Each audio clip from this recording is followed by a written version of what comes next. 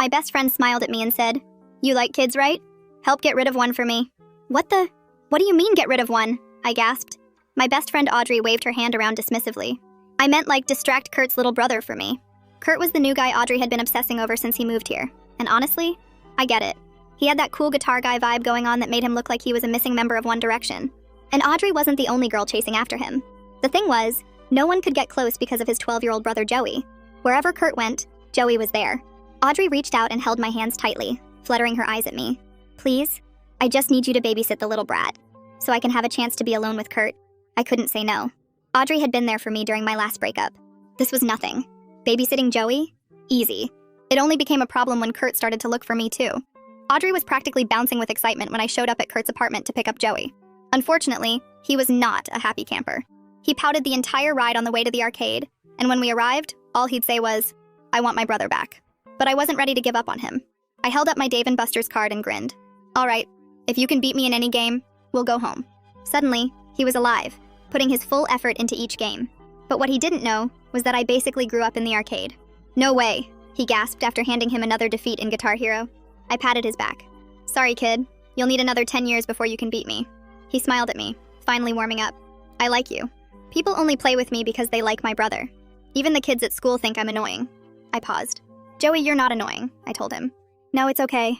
I like that you're at least honest. Audrey doesn't even pretend to like me. She just stares at Kurt and acts like I'm not around," he said in a calm voice. My heart broke for him. I bent down and looked him in the eye. "You're a cool little dude. And Audrey? She'll come around." But somehow we both knew it wasn't true. Before heading back home, we made a pact. Anytime he wanted to hang out, I'd be there. What I didn't expect was the next time I got called over, Kurt was there too. First he showed up just to check in on things, until he stayed to hang out with us completely. Joey pouted at Kurt. "You're interrupting our gaming time." Kurt and I grinned at each other. He held his hands up apologizing. "Wow, I didn't think my own little brother would try to kick me out," he joked. "You must really be something." Kurt stared at me with a soft, romantic smile. When Joey saw my face turn red, he glared at Kurt and covered Kurt's face. No flirting with my playdate." We all burst into laughter. The three of us fell into something I didn't expect. Kurt would bring pizza, Joey would pick the movie, I'd make popcorn. Joey started falling asleep on my shoulder halfway through whatever superhero film he'd chosen, and I'd fall asleep on Kurt's shoulder. He shook my shoulder gently after moving Joey to his bedroom. "Hey, can I drop you off?" That was our first time alone. I expected it to be awkward, but it wasn't. We spent most of the time talking about Joey. I'm seriously thankful. Ever since we lost our parents, Joey's been having a hard time. He reached over from the driver's seat and held my hand. Everything felt right, until I remembered something crucial. Audrey. In the morning, Kurt texted me. "Would you want to get dinner together later?" Without Joey for once. Like, just us? I stared at my phone, reading it over and over until Joey texted me too. "Please say yes to Kurt. If you date him, we can hang out all the time. Please, please, please." Before I could say yes, Audrey called me sobbing into the phone. "I thought we were getting closer, but Kurt's been so distant lately. I don't know what I did wrong. He barely responds to my texts anymore. Can you come with me to their house? I need to talk to him face to face. I can pick you up in 10 minutes. I couldn't breathe. Couldn't even respond to any of them. I just knew whatever I chose, I was going to break someone's heart. I sit on my bed staring at my phone screen until the words blur together. Kurt's dinner invitation sits in one thread. Joey's all caps begging sits in another, and I can still hear Audrey's voice cracking through the phone asking me to come with her in 10 minutes. My thumb hovers over the keyboard, but I can't make it move. I open Audrey's thread first, because she's literally waiting for me right now, and type out that I can be ready in 20 minutes instead. The guilt hits as soon as I press send, because I need those extra 10 minutes to figure out what I'm going to say when we get to Kurt's place. My phone buzzes immediately with Audrey's response saying she'll be there in 20 with a heart emoji. I switch to Kurt's thread and my fingers feel heavy as I type that I need a day to think about dinner because of some friend stuff happening. It sounds weak and vague, but I hit send anyway because I genuinely have no idea what the right answer is. His reply comes back fast, saying he understands and hopes everything's okay. I look at Joey's text last, his message still sitting there unopened with that little preview showing, "Please say yes to Kurt," in capital letters. I can't open it because seeing his excitement makes everything 10 times worse when I already feel like I'm about to hurt everyone no matter what I do. My hands shake as I grab my jacket off the chair and shove my phone in my pocket. I head downstairs and wait by the front window, watching for Audrey's car and trying to breathe normally. Her blue sedan pulls up exactly 20 minutes later, and I can see through the windshield that her eyes look red and puffy, even though she's trying to look determined. I climb into the passenger seat, and she immediately starts talking about how Kurt's been so distant lately, and she just needs to understand what happened. She keeps saying she thought they were getting closer, and she doesn't know what she did wrong. I make agreeing sounds and nod at the right times while my stomach twists itself into knots, because I'm pretty sure I know exactly why he's been distant, and it's sitting right next to her. The drive to Kurt's apartment feels like it takes forever, even though it's only 15 minutes. Audrey practices out loud what she wants to say to him, asking me if it sounds too desperate or too aggressive. I give answers like, "It sounds fine," and "just be honest," that don't commit me to anything. Every street we pass makes my chest feel tighter, because I know this is going to blow up badly, and I'm right in the middle of it. We pull into the parking lot of Kurt's building, and Audrey puts the car in the park but doesn't get out right away. She takes these big, deep breaths like she's preparing for something huge, and checks her face in the mirror. I follow her out of the car, feeling like I'm walking toward a car crash that I could have stopped if I'd just been honest from the start. She walks up to the building entrance with fake confidence, and I trail behind her by a few steps. She rings the doorbell and stands up straighter, putting on this brave face while I stand slightly to the side. The door opens and Joey's face appears, and he lights up completely when he sees me standing there. Then his eyes shift to Audrey next to me, and his whole expression changes, his smile dropping away. He doesn't say hi or invite us in, just turns his head and calls for Kurt in this flat voice. I can see him reading the tension already, and it makes me feel even worse. Kurt appears behind Joey, looking confused about why both of us are standing at his door together. Audrey jumps in immediately, asking if they can talk privately for just a few minutes. Kurt's eyes flick to me, and I see this uncomfortable recognition cross his face before he looks back at Audrey. He agrees, but his voice sounds reluctant, and he steps aside to let us in. Joey grabs my hand before I can follow them and pulls me toward the living room where his game console sits on the floor. He starts talking really fast about this new level he finally beat yesterday and showing me the controller setup. I try to focus on what he's saying, but I can hear Audrey and Kurt's voices coming from the kitchen, muffled but clearly serious. My stomach feels sick because I should be honest with everyone about what's happening, but I have no idea how to do that without destroying everything. Joey keeps talking about some boss fight he finally beat, but his voice sounds far away because I'm trying so hard to listen to what's happening in the kitchen. I catch pieces of Audrey's voice saying something about thinking they had something special, and Kurt responding in this calm, gentle tone that somehow makes it worse. Joey stops mid-sentence and looks at me with this expression that's way too knowing for a 12-year-old. His shoulders go stiff, and he sets the controller down on the carpet instead of handing it to me like he was about to. We sit there in this awful silence, where the only sound is the muffled conversation from the other room and the quiet hum of the gaming console. I want to say something to Joey, but nothing comes out because what am I supposed to tell him when I can barely handle what's happening myself? He picks at the edge of the controller and won't look at me anymore. The minutes drag by feeling like hours, and I count the seconds in my head trying to distract myself from the guilt eating through my chest. Finally, I hear footsteps and Audrey appears in the living room doorway. Her eyes are red and puffy, but she's got this bright fake smile plastered on her face that makes my stomach hurt. Kurt follows behind her looking sorry and uncomfortable, and I can see him trying to figure out what to say. Audrey announces in this too cheerful voice that we need to go now, and thanks Kurt for his time. Joey's hand tightens around the controller so hard his knuckles turn white, and I notice but can't do anything about it right now. I stand up too fast and feel dizzy for a second. Kurt's eyes find mine and there's this question in them, like he's asking if I'm okay or maybe asking something else entirely. I can't deal with whatever he wants to know right now because Audrey is already heading toward the door and falling apart right in front of me. I give Joey this quick little wave that feels totally wrong for the situation and follow Audrey out into the hallway. The door closes behind us with this soft click that sounds way too final. Audrey walks fast toward the stairs, and I have to hurry to keep up with her. She doesn't say anything until we're in the car, and she's gripping the steering wheel so tight her hands shake. Then she just breaks. The tears come all at once, and she's sobbing these big gulping sobs while trying to talk at the same time. She tells me Kurt said he values her as a friend, but he's not interested in dating her, and she keeps asking what she did wrong. She wants to know why she's not good enough and what's wrong with her, and I'm making these agreeing sounds like I'm being supportive while guilt tears me apart from the inside. I reach over and pat her shoulder, but it feels fake even though I genuinely feel bad for her. She keeps crying and talking in circles about how she thought they were getting closer, and she doesn't understand what changed. I know exactly what changed, but I can't tell her that, so I just sit there being the worst friend in the world. The drive back to my house takes forever, even though it's only like 10 minutes. Audrey's still crying when she pulls up in front of my place, and I promise to call her later tonight after she's had some time to process everything. She nods and wipes her face with her sleeve, and I get out of the car feeling like I might throw up. I watch her drive away and then go inside. My legs feel weak climbing the stairs to my room. As soon as I'm through my bedroom door, I collapse face down on my bed and just lie there. I feel pulled in 3 different directions with no good options anywhere. My phone buzzes in my pocket and I almost don't want to look at it, but I pull it out anyway. It's a text from Joey asking if I'm okay and saying Audrey seemed really upset. That makes me want to cry because even in the middle of all this mess, he's checking on me instead of being mad that I left so fast. I text back telling him I'm fine and we'll hang out soon, but I keep it short and vague because I don't know what else to say. I stare at the ceiling for a while trying to figure out what I'm supposed to do now. An hour goes by and my phone buzzes again. This time it's Kurt asking if we can talk when I have a chance. I stare at his message for like 10 minutes just reading it over and over. Finally, I type back that I need a day or two to figure some things out. His response comes back right away saying he understands and he's not going anywhere. That should make me feel better, but it just makes everything more complicated. I spend the rest of the evening lying on my bed trying to do homework, but not actually getting anything done. My mom calls me down for dinner and I tell her I'm not hungry. She doesn't push it, which I'm grateful for. When I finally try to sleep that night, my brain won't shut off. I keep replaying every single moment from that first day at the arcade with Joey. The way he smiled when he finally started having fun. How Kurt looked at me during our movie nights. Every time Audrey talked about her crush on him, and I just nodded along like I wasn't developing feelings too. I know I like Kurt, but I also know Audrey's my best friend, and Joey needs things to be stable way more than I need a boyfriend. I barely sleep at all, and when my alarm goes off in the morning, I feel like I got hit by a truck. School is going to be terrible. I drag myself through getting ready, and almost consider staying home, but that would just make things worse. When I get to the school, I'm jumpy and exhausted, and I feel like everyone can see right through me. Then I spot Audrey down the hallway, and she looks even worse than I feel. Her eyes are swollen, and she's wearing her hair down, which she only does when she's trying to hide her face. She sees me and walks over and pulls me into this tight hug.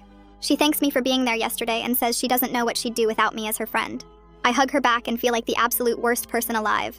Lunch is torture. I sit at our usual table, and Audrey immediately starts going through every single interaction she's had with Kurt. She's trying to figure out where she misread the signals, and our other friends are all offering sympathy and suggestions. I stay quiet and push food around on my tray. Then someone mentions seeing Kurt talking to me at Joey's school event last week. My whole body goes cold.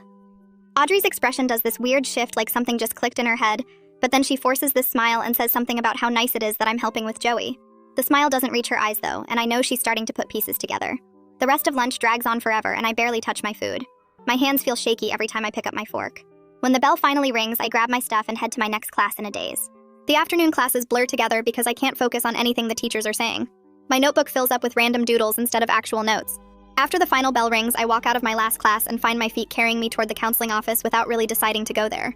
The hallway feels too bright and too loud with everyone rushing past me to get outside. I push through the main office doors and approach the front desk where a woman with reading glasses looks up at me. She asks if I need something, and I hear myself say, "I want to talk to a counselor if anyone's available."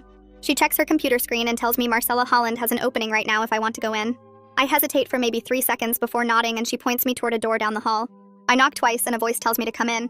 Marcella is way younger than I expected, maybe late 20s with her hair pulled back in a simple ponytail.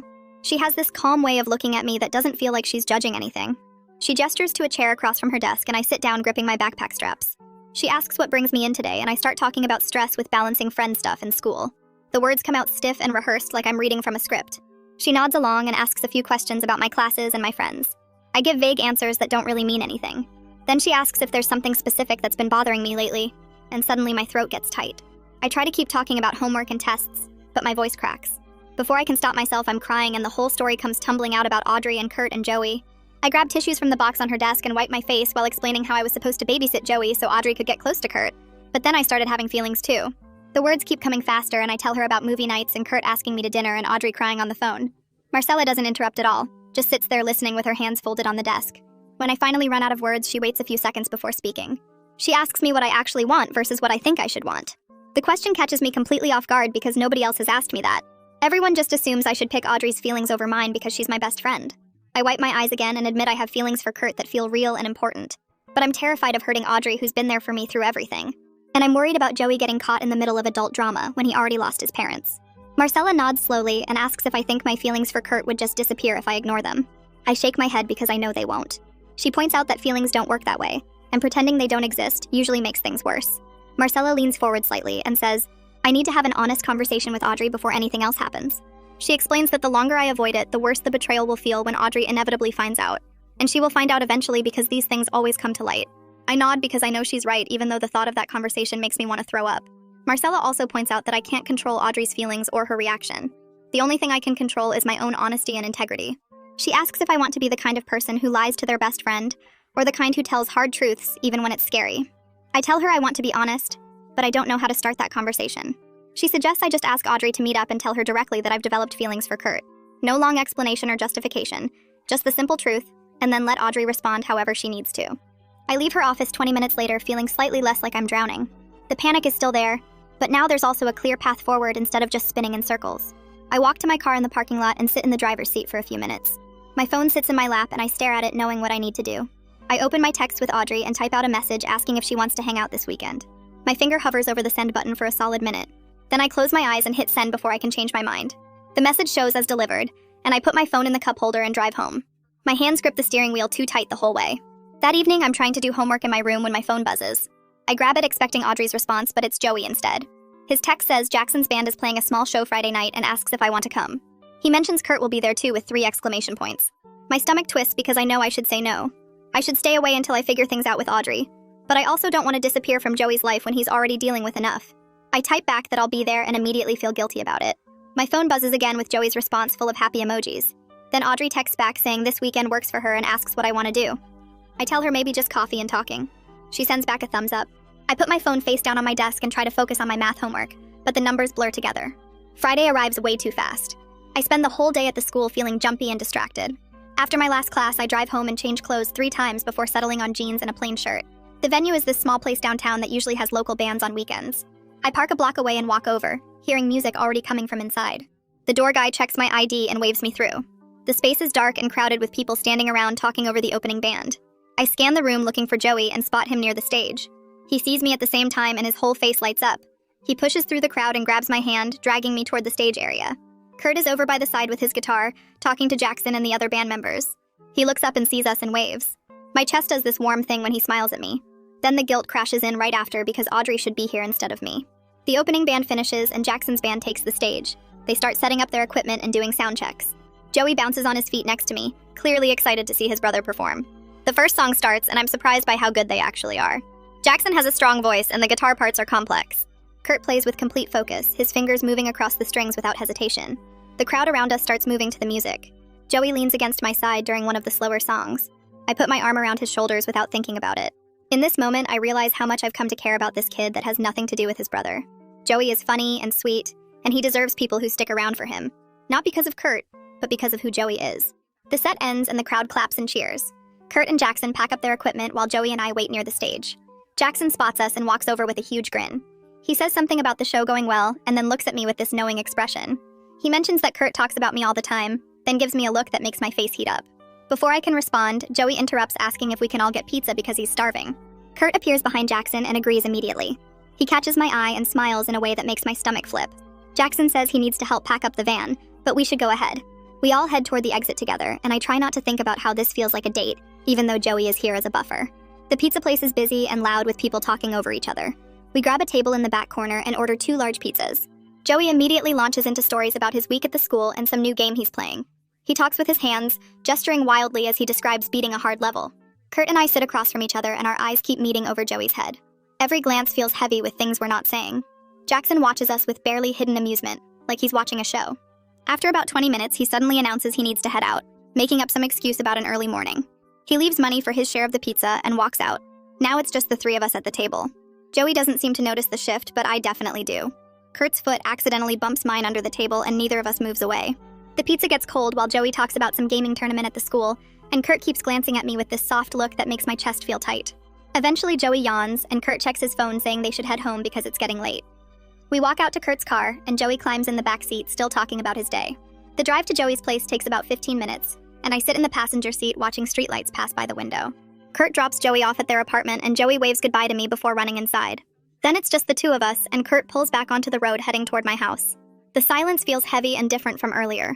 I stare at my hands in my lap, and Kurt clears his throat. He tells me he got my text about needing time, and he wants me to know there's no pressure on anything. His voice sounds careful, like he's trying not to push. I look over at him and almost say everything right then about Audrey and the guilt and how confused I feel. But the words stick in my throat, and I just thank him for being so understanding about the whole thing. He reaches over and squeezes my hand for a second before putting his hand back on the wheel. When we pull up to my house, I unbuckle my seatbelt and tell him goodnight. He says goodnight back and waits until I'm inside before driving away. I go straight to my room and flop onto my bed staring at the ceiling. My phone sits on my nightstand and I grab it opening a new text to Audrey. I start typing out this long message about how I've developed feelings for Kurt, and I'm so sorry, and I never meant for any of this to happen. The words look pathetic on the screen, and I keep deleting parts and rewriting them, trying to make it sound less awful. After 20 minutes, I have this whole paragraph explaining everything, but my finger hovers over the send button, and I can't do it. I remember what Marcella said about being honest in person, and how text messages can make things worse. I delete the entire draft and throw my phone across my bed. Tomorrow I'll talk to Audrey face to face at the coffee shop like a real friend should. I set an alarm for early Saturday morning and try to sleep, but mostly just stare at the dark ceiling thinking about how badly this could go. Saturday morning my alarm goes off and my stomach immediately twists into knots. I get up and shower, then stand in front of my closet for way too long trying to pick an outfit. Everything feels wrong, like I'm dressing for some terrible event. I finally settle on jeans and a regular shirt because trying too hard would be weird. I practice in the mirror saying different versions of the confession. I try starting with an apology, then try starting with the actual feelings part, but everything sounds horrible. Each version makes me sound like the worst friend in the world who betrayed her best friend over some guy. I check my phone and see it's almost time to meet Audrey, so I grab my keys and drive to our usual coffee shop downtown. My hands shake a little on the steering wheel, and I have to take deep breaths at red lights. When I park outside the coffee shop, I sit in my car for a few extra minutes trying to calm down. Through the window, I can see our normal table in the corner is empty. I force myself to get out and walk inside, ordering my usual drink even though I feel too sick to actually drink it. I sit down at our table and wait, checking my phone every 30 seconds. Audrey walks in about 5 minutes later, and she actually looks better than she did earlier this week. Her eyes aren't red and puffy anymore, and she's wearing makeup and a cute outfit. She orders her drink, then comes over and sits across from me with this bright smile. Before I can say anything, she launches into this whole speech about how she's been doing a lot of thinking and she's decided to move on from Kurt and focus on herself for a while. She talks about how she realized she was building up this fantasy in her head, and it wasn't healthy. My rehearsed confession completely dies in my throat as I listen to her talk about her new perspective on everything. She seems so much better and more at peace, and I realize telling her now might actually be even harder than if she was still upset. She keeps talking about self-improvement and joining some new club at the school, and I just nod along, feeling worse with every word. I force myself to interrupt her mid-sentence, and my voice comes out shaky. I tell her I need to say something important, and her expression immediately shifts from happy to concerned. She asks what's wrong and leans forward like she's ready to help with whatever problem I have. The words tumble out clumsy and rushed, and I admit I've developed feelings for Kurt, and I'm so sorry, and I never meant for any of this to happen. Her face freezes, and I watch her process what I just said. She goes through several emotions really fast, and I can see confusion, then hurt, then something like betrayal, before her expression settles into this cold, blank look. She asks in a voice that's too calm and controlled how long I've felt this way. I'm honest and tell her it's been building over the past few weeks while I've been spending time with Joey. Somehow saying Joey's name makes it worse, like I was sneaking around with her crush while pretending to babysit. Her jaw tightens and she looks away from me toward the window. She asks if Kurt feels the same way about me, and I tell her yes, he asked me to dinner, but I haven't given him an answer because our friendship matters more. That doesn't seem to help at all. She stands up suddenly and her chair scrapes loud against the floor. She says she needs time to think about this and grabs her coffee cup. I start to say something else, but she's already walking toward the door. She leaves the coffee shop without looking back, and I watch her through the window as she gets in her car and drives away. I sit alone at the table with my untouched coffee getting cold in front of me. The barista behind the counter glances over at me, probably wondering why I look like I'm about to cry. I feel like I just destroyed the most important friendship I have, but there's also this weird sense of relief that the secret is finally out in the open. At least now everything is honest, even if it's terrible. I stay at the coffee shop for another hour just sitting there because I don't want to go home yet. My phone stays silent the whole time, and I don't text Audrey because she asked for space. Eventually, I drive home and spend the rest of Saturday in my room doing homework and trying not to check my phone every 5 minutes. My parents ask if I'm okay at dinner, and I tell them I'm fine, just tired. Sunday drags by even slower, and I deep clean my room just to have something to do with my hands. I keep picking up my phone to text Audrey, then putting it back down. Around 6 in the evening on Sunday, my phone finally buzzes with a text from her. My heart jumps, and I open it immediately. She asks me not to go on that dinner with Kurt yet, and says she needs more time to process everything, and she doesn't want to see me with him right now. I respond right away saying of course I'll wait, and her friendship matters way more to me than any potential relationship. She sends back a thumbs up emoji and nothing else. I put my phone down, feeling relieved she responded, but also sad that our friendship feels so damaged. Monday morning, I wake up to a text from Kurt asking if I've thought more about dinner, and saying he'd really like to take me out this week. I stare at the message for a long time, trying to figure out how to explain. I type back telling him about my conversation with Audrey on Saturday, and how she asked me to wait before going on any dates with him. I explain that I need to respect her feelings right now because she's my best friend. Kurt responds pretty quickly saying he respects that decision, and he's not going anywhere so we can take whatever time I need. But even through the text, I can sense the disappointment, and it makes my chest ache. I thank him for understanding and tell him I'll let him know when things settle down. He sends back a simple okay with a sad face emoji. I get ready for school feeling exhausted even though the day hasn't started yet. Everything feels complicated and messy, and I don't know how long Audrey will need, or if Kurt will actually wait, or if Joey will be mad at me for making everything weird between his brother and my friend. At the school, I keep my head down and try to focus on classes, but my mind keeps wandering to Kurt's unanswered text and Joey's excited messages that I still haven't opened. During lunch, I spot Audrey sitting with our usual group, and she waves me over with a small smile that doesn't quite reach her eyes. I slide into my seat, and she asks about the history homework in a polite voice that feels wrong coming from my best friend who normally complains about assignments. Our other friends exchange quick glances like they know something happened, but nobody asks directly. Maya mentions seeing Kurt at the music store yesterday, and Audrey's smile gets tighter, but she just nods and changes the subject to weekend plans. I pick at my sandwich and mostly stay quiet while the conversation flows around me. After lunch, I find myself walking toward the counseling office without really planning to, and the secretary tells me Marcella has an opening. I sit in the small office with its motivational posters, and she asks how things went with Audrey. I explain the coffee shop conversation and how Audrey asked me to wait before dating Kurt, and Marcella nods slowly. She reminds me that being honest was the right choice even when it's hard, and that I can't control how long Audrey needs to process everything. I leave feeling slightly better, but still heavy with the weight of everything unresolved. The next few days crawl by with Audrey staying civil but distant. and I notice some of our mutual friends acting slightly weird around me like they've heard a version of events. I don't ask what Audrey told them because I'm too tired to defend myself or explain the messy situation. Kurt and I text occasionally about homework or random stuff, but we both avoid talking about anything serious. I go to game night at their apartment later that week, and Joey immediately notices something's off. He pauses his game and looks at me with those two smart eyes. He asks if I'm mad at Kurt because there's been weird energy lately. I force a smile and tell him everything's fine, but he gives me this skeptical look that makes him seem way older than 12. He doesn't push it, but I can tell he doesn't believe me, and the rest of game night feels strained. 2 weeks drag by with Audrey only responding to my texts with short, polite answers, and I start accepting that our friendship might be permanently broken. Kurt and I keep things friendly on the surface, but there's this careful distance between us now, like we're both afraid to say the wrong thing. Joey texts me more than usual, asking when I'm coming over next, and if everything's okay, and I can tell he's confused by the sudden shift in how we all act around each other. Then one afternoon, my phone buzzes with a text from Joey that makes my chest tight. He says he got in a fight at the school after some kids teased him about being a charity case whose brother only gets attention from girls. I immediately text back asking if he's okay and if Kurt knows what happened. He responds that he's fine, but he's sitting in the principal's office waiting for Kurt to pick him up. An hour later, Kurt calls and his voice sounds exhausted and stressed in a way I've never heard before. He explains that Joey got suspended for 1 day, and the school wants to schedule a meeting about his emotional state because this is the second incident this month.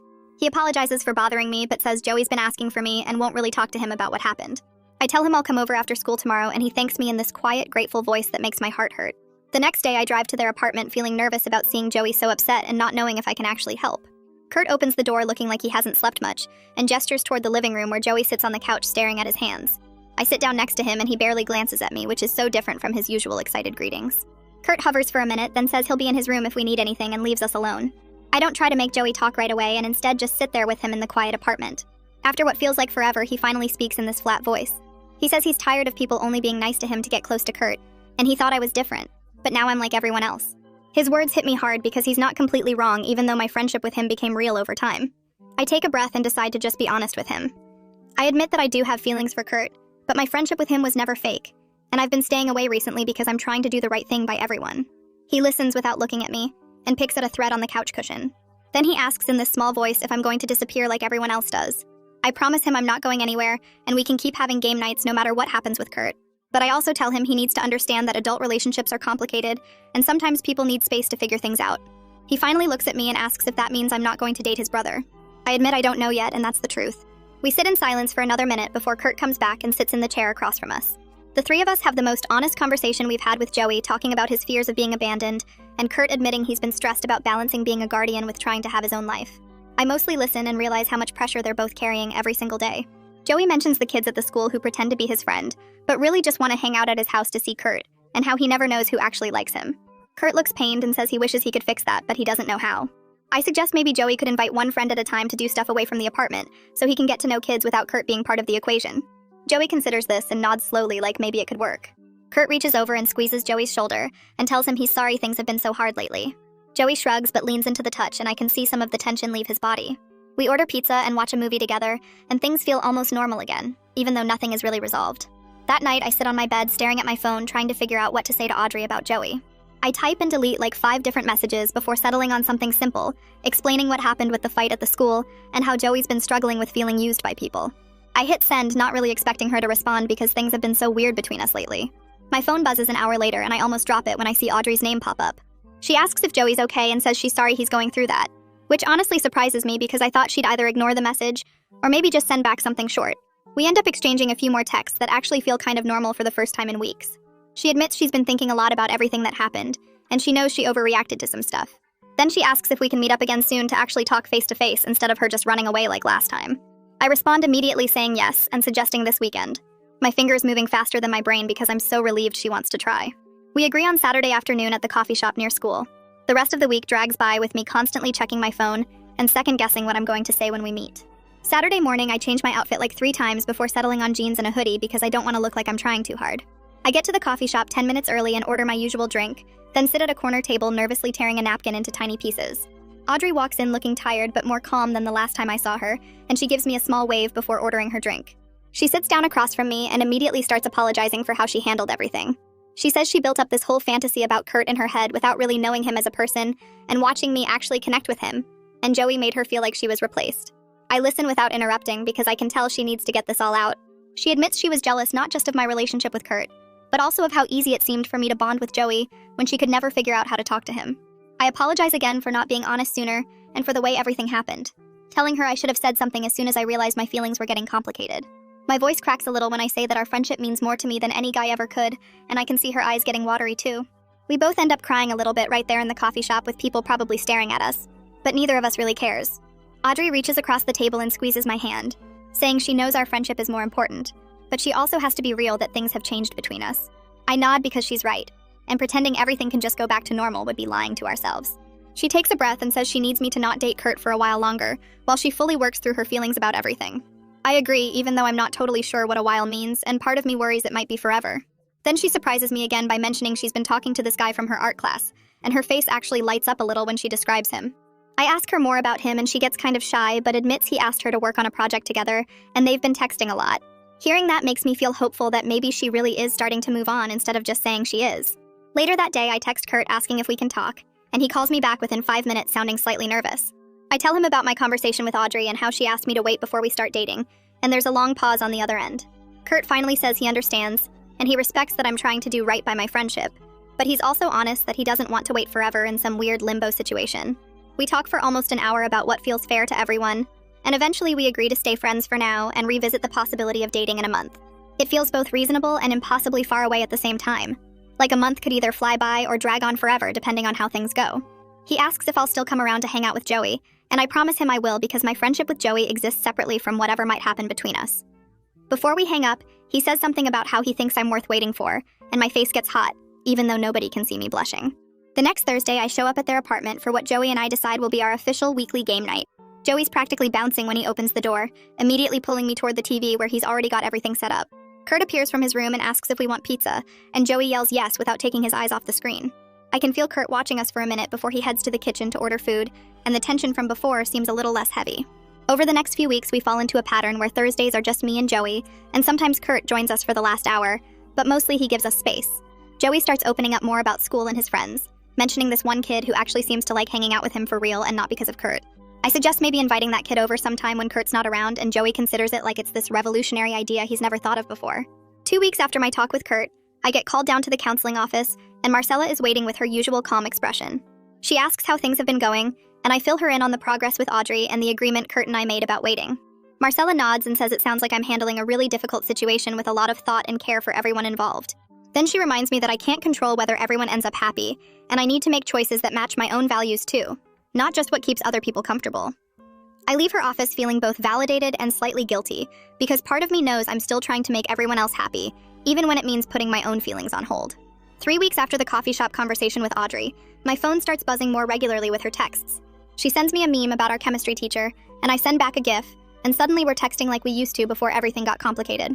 She complains about this massive homework assignment, and I complain about my mom being annoying, and it feels almost normal, except there's still this unspoken thing hanging between us.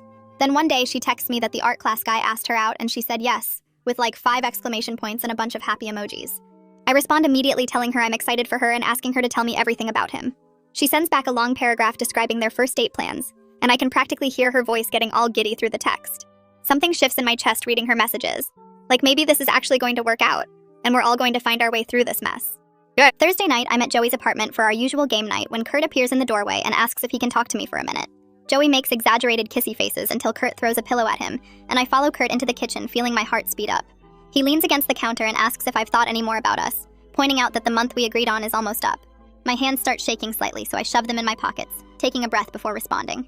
I tell him I want to try dating, but we need to take it slow and keep being honest with everyone about what's happening. Kurt's whole face lights up and he steps closer, asking if that means he can actually take me on a real date now. I nod and he grins, already suggesting this restaurant he's been wanting to try. Joey yells from the living room asking what we're talking about, and Kurt and I look at each other before heading back to tell him together. The next day, Kurt and I meet Audrey at the same coffee shop where we had our last big conversation. My hands shake as we walk in together and spot her already sitting at a corner table with 3 cups in front of her. She looks up when we approach and her expression shifts from confused to understanding in about 2 seconds. We sit down and Kurt starts explaining that we want to try dating, but we wanted to tell her first before making anything official. I watch her face go through a bunch of emotions while he talks, and I add that her friendship matters more to me than anything else. She stays quiet for what feels like forever, just staring at her coffee cup and turning it in slow circles on the table. Then she takes a breath and says she appreciates us telling her directly instead of letting her find out some other way.